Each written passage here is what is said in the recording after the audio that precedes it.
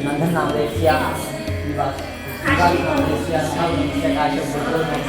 गणेश बाबू नामदेवस्य अनुषा नामदेवस्य विजया भय आयु आरोग्य ऐश्वर्य वृद्ध्यर्थम धर्म अर्थ काम्य मोक्ष चतुर्विध पुरुषार्थ फल प्राप्त्यर्थम व्यापार उद्योग व्यवसाय दिनदिन अधिक लाभ सिद्ध्यर्थम मम सायनाथ क्रीड पूजाय अहं करिष्ये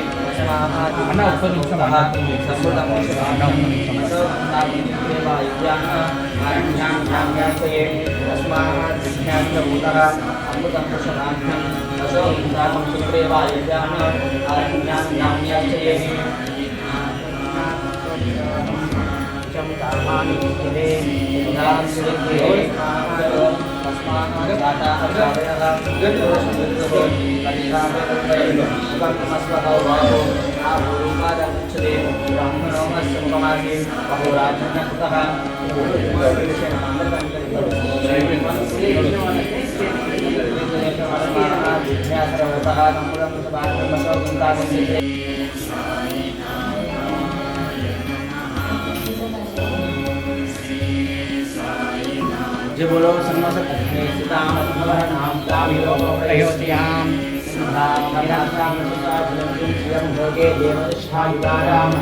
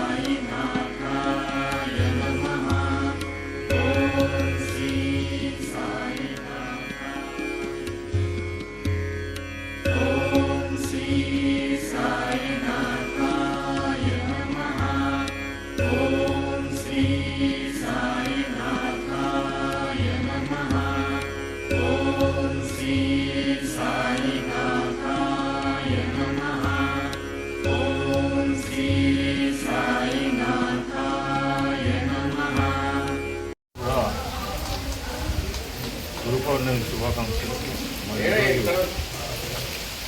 గురు పౌర్ణమి ఉత్సవానికి వచ్చి సాయిబాబా గారి తీర్థప్రసాదం తీసుకున్న ప్రతి ఒక్క భక్తులు కూడా కృతజ్ఞతలు తెలియజేస్తారు.